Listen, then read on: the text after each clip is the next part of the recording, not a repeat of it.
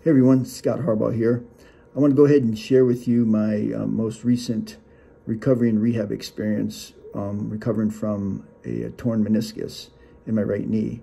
Some of you may have seen some of my other videos that I posted about 3 years ago regarding a torn quad tendon tear that I had, and I shared my experience in recovery from that and got a lot of good feedback and responses from that. So hopefully that helped some people out, and hopefully this will help some people out regarding the meniscus tear. So back in the beginning of February, I was refereeing a high school soccer match. I'm a high school soccer referee, and I was doing a doubleheader match, and I did the first game just fine.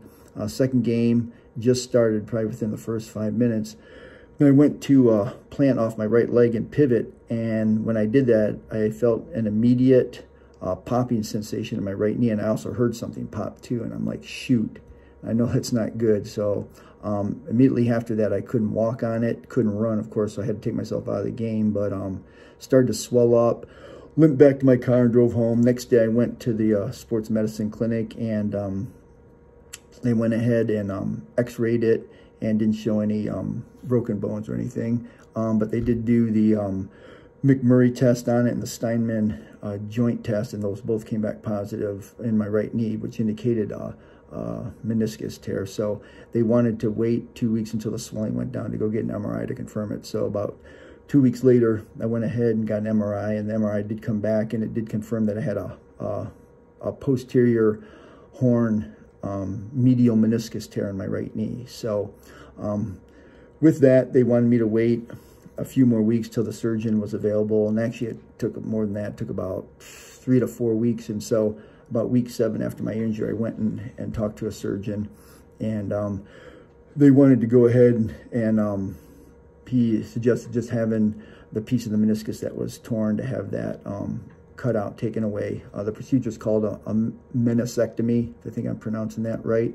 So I told them that I'd go ahead and think about it, and so I went back and did some research on it, and from the research that I found, it seemed to indicate that there was no meaningful clinical difference between people who had the meniscectomy, where the meniscus was removed, compared to those who didn't. Basically, there was no difference in having a surgery versus those who didn't have a surgery. And in fact, come to find out that people who did have surgery actually developed an earlier osteoarthritis onset than people who didn't have surgery, because basically when they take part of your meniscus out, it exposes the meniscus is actually like a shock absorber in between your upper and lower leg, and so when they remove that, it actually exposes the bone to rub the upper leg to rub on your lower leg, and it increases your chance of getting arthritis early. So of course I didn't want that, so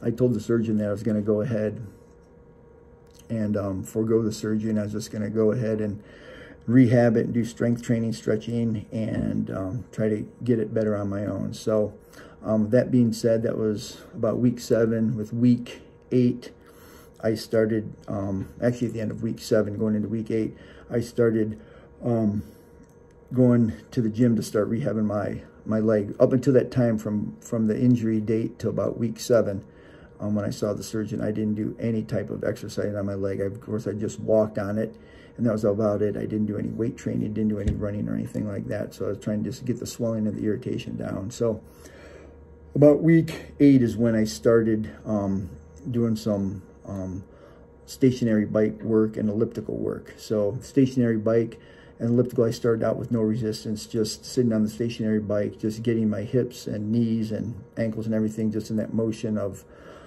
getting back to activity level again. And with the elliptical, I started doing that too, because I'm a big runner, and so I want to get back to running. So I started doing the stationary bike and elliptical training to get me back into that running shape with my legs. And I started out with no resistance, and then started to add some resistance on the stationary bike and the elliptical training. And then after that, after about 2 weeks, going in about week 9, I went ahead and went over to the treadmill and started doing some treadmill work. Started out with walking, and then started doing some light jogging with the treadmill on an incline. I did about 5 to 7% incline, and started doing that for about a week to 2 weeks. And then about week 10 is when I started going back and doing some weight training. I started doing weight training on my legs.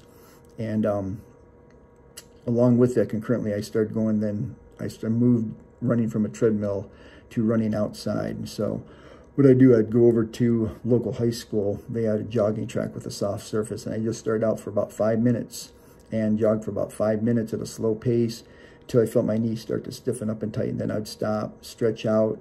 I'd wait a day or two, then I'd come back, and then before you knew it, the 5 minutes turned into 10 minutes, 10 minutes into 15, 20 minutes. So that's how I built back running with that.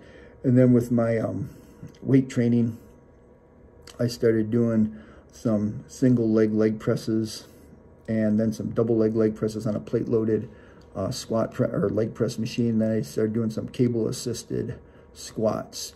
And I'm going to go ahead and shoot a second part of the video just to show you the exact exercises that I did, how I calibrated the machine, and things like that, so to help you out with that. So I'm going to shoot a part 2 here shortly and show you the detailed exercises that I did.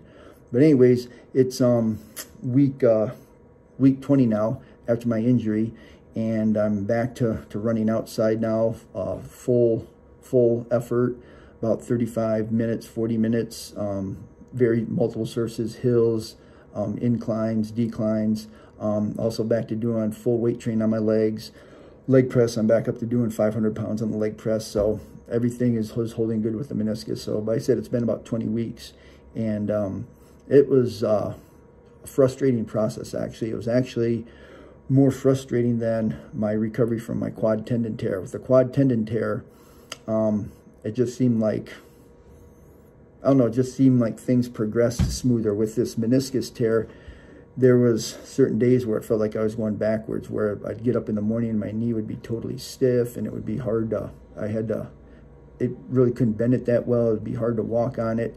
And then some days it seemed like it dramatically improved overnight. But so on a day-to-day basis, it was frustrating. It seemed like it was slow going, but from week to week, I could sense some steady progress. So did a lot of stretching along with that. And so I just wanted to encourage you out there. It may seem kind of frustrating, I know, when it seems like it's not getting better. It seems like you're going backwards, but in my experience, that's just the way it was with my meniscus tear. Also, too, I'd recommend that if you don't get the surgery, other people that I've talked to and things I've read on the internet and stuff, it seems more often than not people get the surgery, and it seems like it leads to more problems down the road. And so I just would just encourage you to go ahead and research on your own, but really hit your rehab hard, read up on it. And I'm going to, show you some of the exercises I did, but really gradually build up weights, build up the strength in that knee, and build up your flexibility, keep your stretching out, and I think you'll really be pleased at your outcomes with that. So anyways, hope this helps you out. And like I said, I'm going to go ahead and post part 2 of this, my recovery, and show you the exact detailed exercise that I did. So best of luck to everyone, and hope you heal up quick.